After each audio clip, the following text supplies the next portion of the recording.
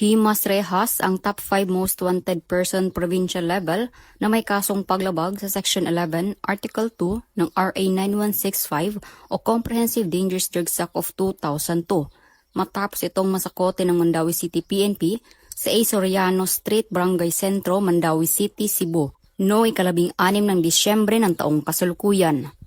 Kinilala ni Police Major John Philip D. Libres, Station Commander ng Police Station 1, Mandawi City Police Office, ang wanted na suspect na si John, 26 anyos, natubong Purok Santa Cruz, Poblacion, Medellin, Cebu.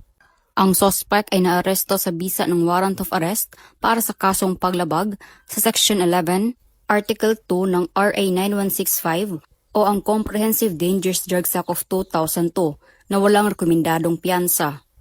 Ang matagumpay na operasyon ng Mandawi City PNP ay patunay lamang ng kanilang dedikasyon upang matiyak ang kaligtasan at kaisa ng ating komunidad para sa isang bagong Pilipinas. Mula dito sa Central Visayas, ako ay inyong Police News Network Correspondent, Patrolwoman Flora May Azares, alagad ng batas, tagataguyod ng Balitang Pulis.